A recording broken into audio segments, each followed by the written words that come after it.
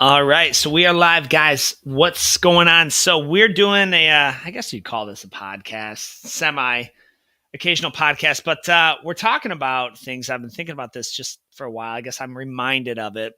If you're tuning in, do me a favor. Let me know how the audio and video are in the process. But today we're talking about really two wives, right? And I've been doing this elite husband coaching, these lives for I don't know, been going on 2 years, a little over 2 years now.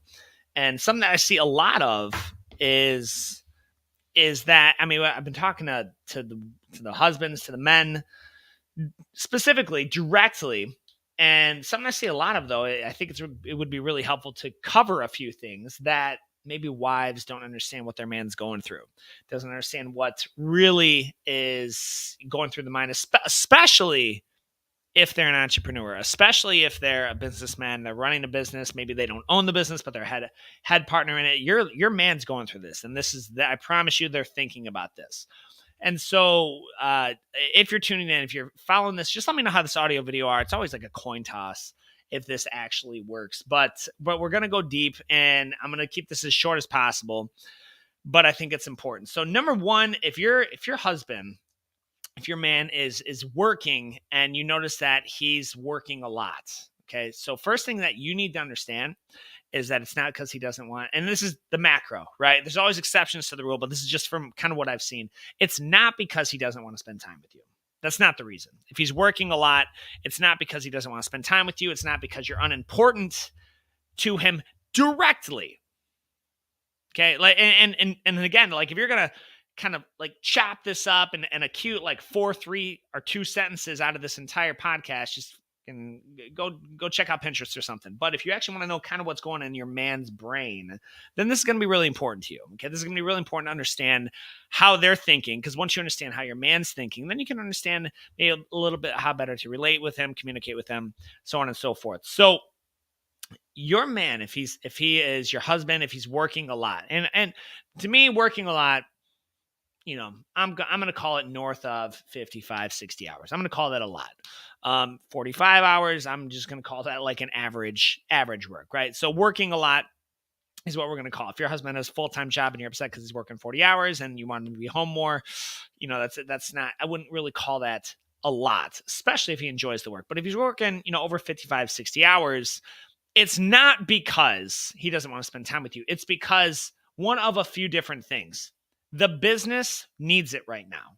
Business is seasonal. There's times when like there are crunch times, there's busy seasons. Tax accountants have busy seasons, and it requires you to be in the trenches working at it, whether it's because things are down and you want to pick them back up, or it's just a really, really busy season and maybe it's seasonal. It doesn't make sense to hire on more crew. And so that's what you're working, or you're just building something brand new. So that's one of the reasons. It's not because that he doesn't want to spend time with you. So that's number one. And talk about this one. Say, what are you working on? Like, imagine if your husband comes home after one of those 12-hour days or 13 or 14-hour days. Know first and foremost, he is exhausted, extremely exhausted. So go to him and ask him, say, what are we working on? What was exciting today? Okay, because I'm going to assume if your husband's a businessman, they own their own business, they're an entrepreneur, whatever, that they generally enjoy what they do, unless, of course, they're an entrepreneur and they hate what they do, which is kind of ironic because then you have the worst of both worlds. But you have all the stress of an entrepreneur, you don't even enjoy it. So ask them, like, hey, what was exciting today? Tell me about something that you did.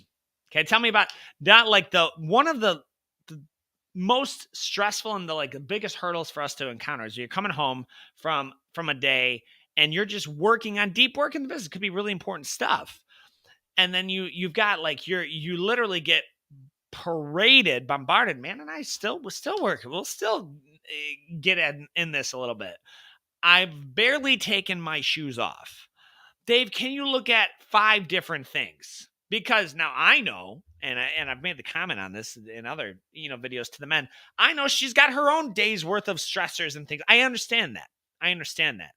And in this good book, carnal book, but good book, it's called what is it called? It's 7 Habits or 7 Principles that make marriage work or something. It talks about like the 15 or 20 minute just kind of period after work, like just cool the heck off. Like I may need 20 or 30 minutes alone to just be. Okay. And your man may need that as well. Your husband may need that as well. So knowing that 20 minutes, like tell me what's going on. He may not want to talk. Again, this isn't directed at you. Usually it's not, unless things get really toxic. So that's not directed at you directly. So when he's coming home and he wants a time, like the last thing that he wants is to be bombarded with a, for lack of a better term, a honey-do list. Okay. Those are important. They're valuable to us. And it shows, it can make your wife feel loved when you do those things in a timely manner. Don't put the shit off for 7 months. Right. And it's actually, fun fact, that's a really quick way. I do a decent job of checking those things off. Pretty timely manner. Amanda, if she wants them done sooner, she's like, forget it. It'll just never get done. Kind of a play, right? And I was like, I look at her and then she kind of smirks out of the corner of her eye because she knows, like, I don't want to be a flake. So get those done in a timely manner. Don't keep kicking them down the road. Get them done in a timely manner, but give your man about a half hour or so, however much time he needs to just unwind from the day. Debrief. It's like entrepreneurs view business as going into, like, you're giving it everything you've got in that time. Secondly, the motives for that, for which he's working so relentlessly, the majority of the time are pure. They're to provide for you, for your family, for your children, for your future. For entrepreneurs, for the public world, the muggle world watching this, entrepreneurs, we don't have 401ks, bro. We don't get companies that matches our Roth contributions. Like our retirement is entirely and solely on our back. Exclusively. So same with all of our taxes and all of our insurance and all that goes with that. If we get broken into and this door opens and you see a couple 6 and 3-year-olds walk in, just know that's my kids interrupting the podcast. So expect that. I digress. So we get into that. Like that's what's on an entrepreneur's back. And so the drive for that, they're working so hard, is usually pure. Again, it's not to avoid you. Usually, unless you're in a fight and they're like, I'm going to work. Bro, be real. You're fleeing. Now, men listening to this, you need to know what's going on in your wife's mind. If you're going through a 10, 11, 12-hour day and she doesn't get a call or a text or anything, what does she think? I must be so far removed from his mind. The man's over here. He's like, she's going to be there. She's fine. She's not dead. If there was an emergency, she'd let me know. I'm going to be there when I get home. Okay, but just a simple text of, hey, honey, I'm thinking of you, goes a really, really long way. Working those hours doesn't mean he's not thinking about you. It doesn't mean that he's trying to avoid you, usually, unless you're going through something. And the balance is extremely difficult because of the weight on there. That balance is extremely difficult. I was at a conference in Scottsdale, a Michael Burnoff conference, and there was, I don't even know, 500-600 people there maybe. And it was like it was 11 p.m., maybe midnight Pacific. I'm in Detroit out of Eastern. So it's like 2 or 3 a.m. My eyes are like dry, super tired. And we were just talking, like, so I shared, I was like, well, it feels like I've got this pull. When I'm at work, I want to be with my family. And when I'm with my family doing family time, I want to be working on the business. So it's kind of like the things like it's what I heard this old Irish song a while back. It was like, when it's cool, a man wants it hot. When it's hot, man wants cool. Like, you always want what you're not doing. It's that pull to kind of do both things. We want both. And drawing that line can be extremely difficult. Okay. And sometimes I do it better than others. Sometimes I have very little balance. Okay. But in that room, I shared that, and like all 500 or 600 people, he's like, yeah, it's interesting. I'll bet you're the only one in this room who feels that way. Show of hands if you feel the exact same way. Like the entire room full of business people did. Okay, so 600 people, like that's a kind of common entrepreneur's thing. It's like when you're working on your business, you're like, I'm doing this for my family, doing this for my family, doing this for my family. A lot of times to your own family's demise, or a lot of times if you don't inject that and be intentional to make time for them, they will pay the price.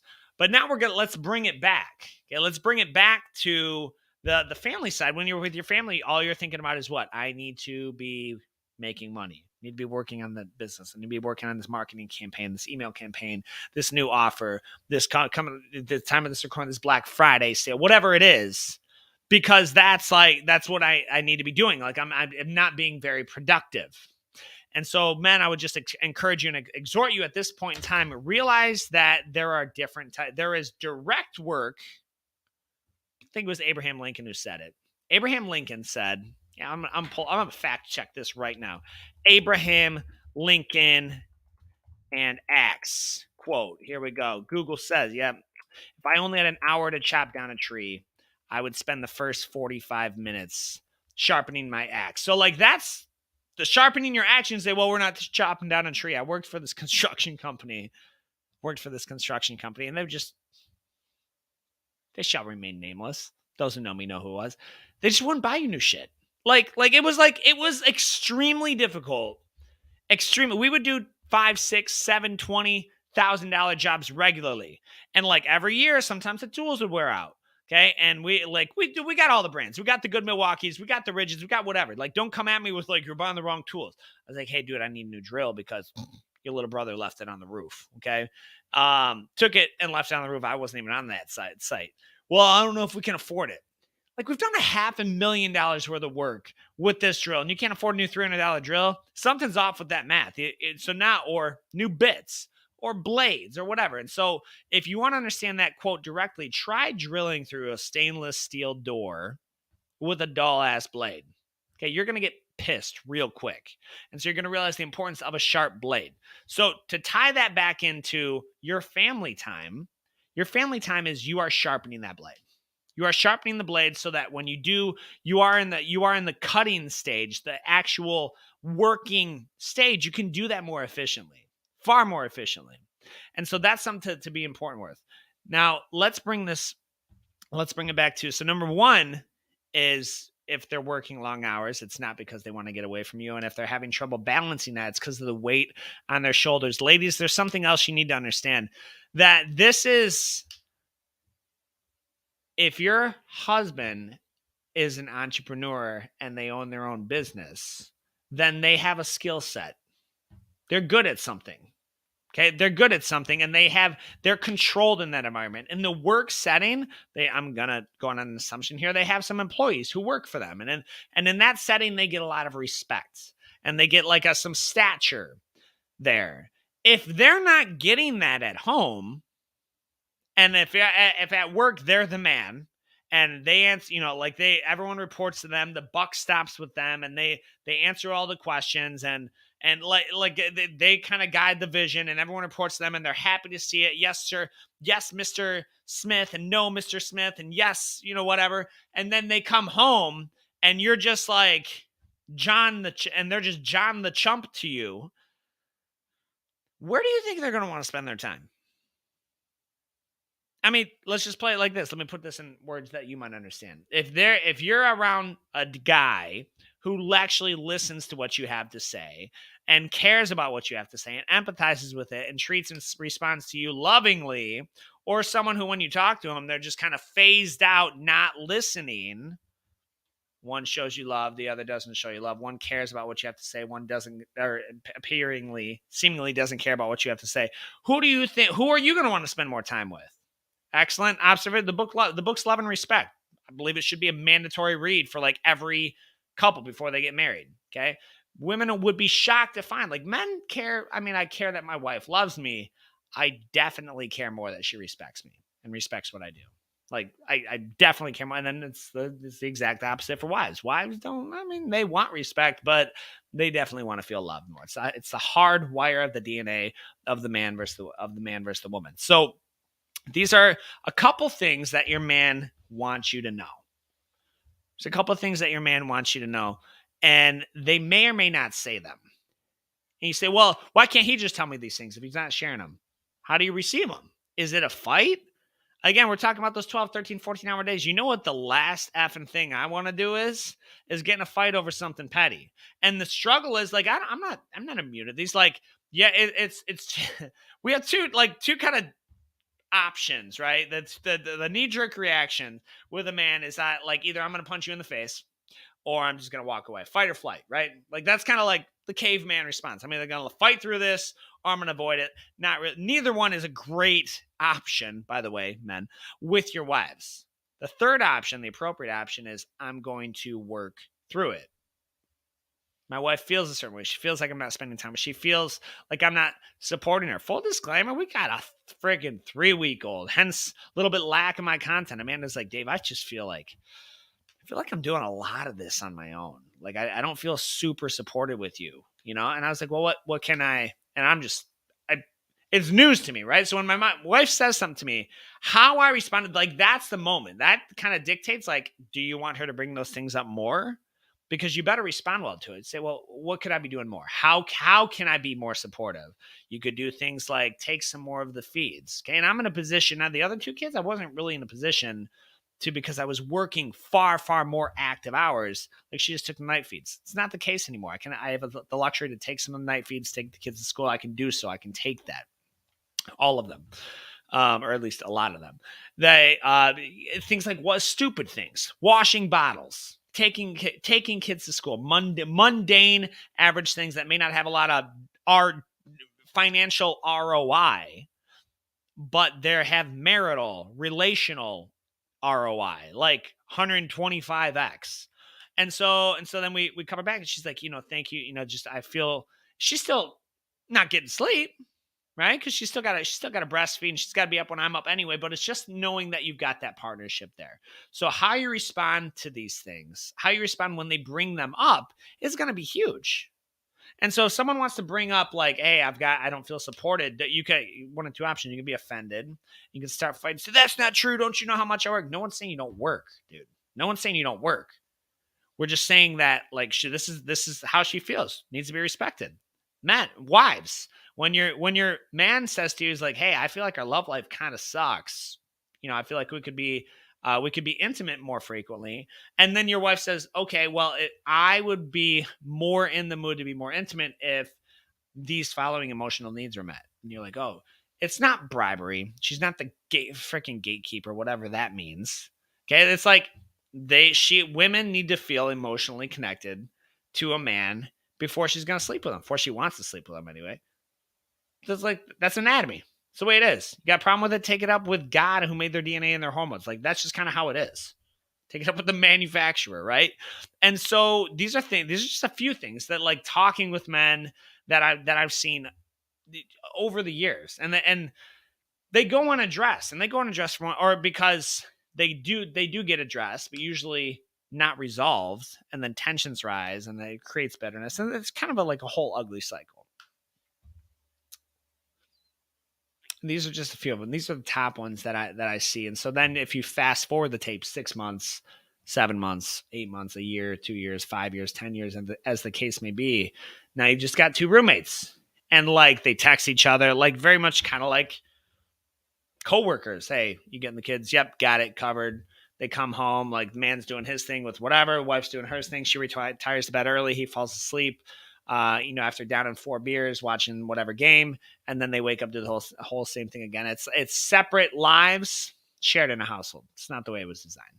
So if you have any comments on this, or if you experienced any of this, throw this in the comments. I'd be curious to hear more. If you don't want, shoot me a DM. That's fine. Okay. I'm gonna go on here. I'm very, very close to pulling the trigger on something I've been thinking about for pretty much since I started the Elite Husband. And I don't know why I haven't done it sooner. A lot of it has been, I talk exclusively to men. And I think I'm going to open the door probably soon, within the next week, 10 days or so, to actually working with wives along with their husbands. And the reason I avoided it before was like, well, I feel like I have more rapport with men. I'm a man, so we got that going. When in reality, a lot of the men that reach out, like I've turned down far more than I've enrolled. Because you're past the point. Like, you're past the point to where the wife's moved out, dude. Like she's moved out either definitely physically, in which you're past the point, or mentally, And like she's checked out. So it's only going to help if both parties are really active. Okay, because otherwise, then it just looks like kind of like this deep sort of crisis, like desperate sort of last resort thing. It's just not going to work great. So working with both makes sense, and then you can see both sides, both independently, by the way, and then you can see both sides, and then both are actively working at it, and now both know the material that we're covering. That makes sense to me. And then you can catch it before it's too far gone. You can catch it before it's on fire, falling over the cliff. So I'll make an announcement when I'm launching that. If you're interested, I know we have a lot of look at my followers list, a lot of women on here who follow, like, comment, tag their husbands, ironically. But if that's something that you're interested in, you're like, hey, I'd be curious to know a lot more about what that coaching program looks like.